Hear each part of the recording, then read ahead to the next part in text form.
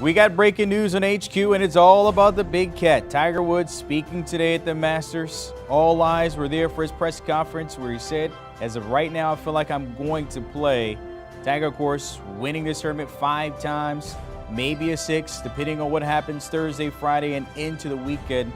We all know Tiger has had a lot of injuries, but over time, guess what? He has prevailed, and maybe this is just another chapter in that story. Tiger, of course, on the range this morning at a practice session Sunday, played with JT and Fred Couples, and it seems like everybody among his peers says Tiger looks the same as he has over his career. So we'll see how that pans out as we get closer to Thursday. Just being for a little confirmation there with Tiger, but it seems like the big cat is geared up for another run in Augusta. Joining us now, Michael Breed, who was part of that coverage on the range early this morning with Tiger Woods as well. And first, your reaction to Tiger's words today. Of course, we kind of got a little green light that he will tee it up on Thursday. I think we're all doing the same thing, and it's just one big smile. That's all we got going on right now, because the cat is going to go, and I don't think there's any question now. In fact, in his press conference, he basically said, he was asked the question about success, and he said, well, it was success that I got here, and it's success to me now if I'm part of the conversation on Sunday. Well, you can't be part of the conversation on Sunday if you're not teeing it up on Thursday. And so I think he's teeing it up on Thursday, and I'm almost certain of it. I'm saying 99.9%. That's basically 100%. We'll take it. I'll take that, Michael. As I mentioned there, you were part of that on the range coverage there. You had a chance to see Tiger swing. The question, of course, we're all wondering how he might look. What did you see there to dictate that, you know what, he might actually play Thursday? Well, there's a lot of things that give you the encouragement that he's going to go. I think one, and first and foremost, it's the driver. So you look at the speed of the golf ball. He's got the ball traveling on the range at about 174 miles an hour, which leads to about a 300-yard carry. That is plenty of distance that he has. And by the way, as a rule, that speed will increase when you get on the golf course because of adrenaline at this level. So you're talking a minimum of 174 miles an hour of clubhead speed. The other thing that was really sort of impressive to me was his ability to control the speed of the golf club in his sort of shorter shots, 70, 80, 90-yard shots. That is going to be paramount this week, and it's going to be critical for Tiger Woods to be able to control trajectories, control the distance that the ball travels, control spin rates. He was spot on in that space. So now you look at, okay, what other parts of his game are going to be critical? He spent a healthy amount of time in the short game area with JT, and it was fantastic. He's got total control over the trajectory of the shots that he's hitting around the green. He's got control over the spins. He's not taking divots. It's brushing the grass. It looked literally better than I've seen it look in years, the short game. And so now the question is, it's no longer about physically can he do it, it's about mentally can he do it. And I don't think anybody ever sits there and doubts the mental fortitude of Tiger Woods. So it brings you back to the final hurdle, and that is, can he walk the golf course? And I don't think that he would be there if he didn't feel like he could do that. So I think that this is everything that we would want. His form is fantastic. And when Freddie Couples says, after playing 9 holes in a practice round with him yesterday, that he thinks that Tiger can win, you know what? That guy has seen it. He knows it. He's a Masters champion, and he's certain that Tiger's got all that it takes. So I'm not worried about him. If he isn't worried about him, I'm not worried about him. Tiger looking good from what everybody's saying, including yourself, based on what we said. He said, you know what? He doesn't have that much mobility, but he's good to go. And when you look at the field here, he's coming back at a time where Scottie Scheffler is world number 1.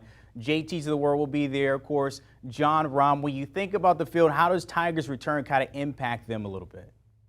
I think everybody's thrilled that he's going to be playing again up until if it becomes a contest on Sunday down the stretch, then they're not going to be happy that he's there, because Tiger has this way of making people, I don't want to say fail, but think twice over a shot. We saw it in 2019 when you saw Finau and Koepka and other individuals. Molinari hit it into Race Creek at number 12. In fact, Molinari hit it into the pond fronting 15 on Sunday. And I think Tiger has that effect on individuals. And if Tiger is in the chase on Sunday, he's part of the conversation.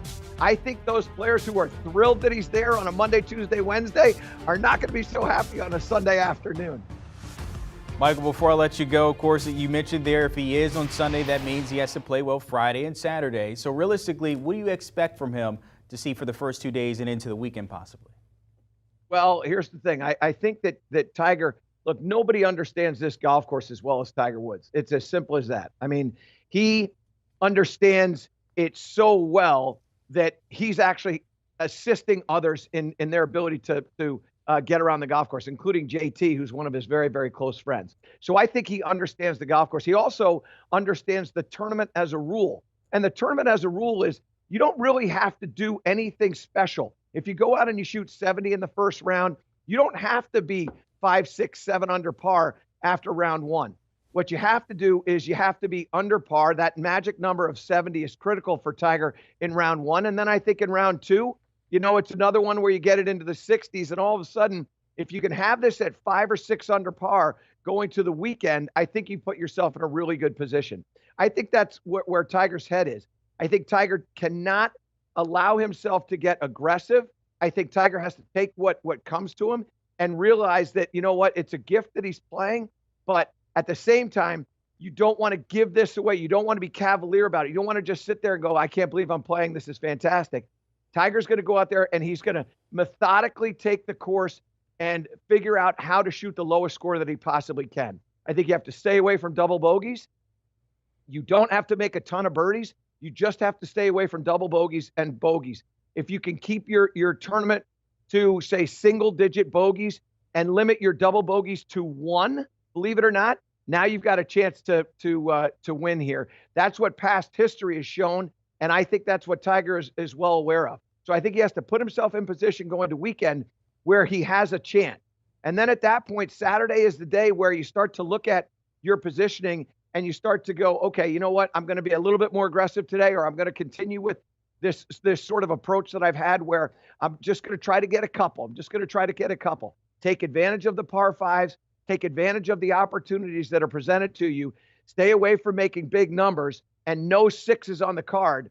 And when it's all said and done, I think Tiger's actually going to be there on Sunday. It's going to be a fantastic week, and I can't wait for it to start. I think we both can agree the one thing we want to see is that Sunday red, and how he gets there, Thursday, Friday, Saturday. Michael Breed, appreciate your time. Stop by with the breaking news. The Big Cat back on the prowl when it comes to the Masters, and when you talk about all-time wins, there he is, right behind Jack Nicklaus at 6. Tiger Woods may be looking for number 6 as well. We'll see, of course. This is almost a year to the date of him winning his first one.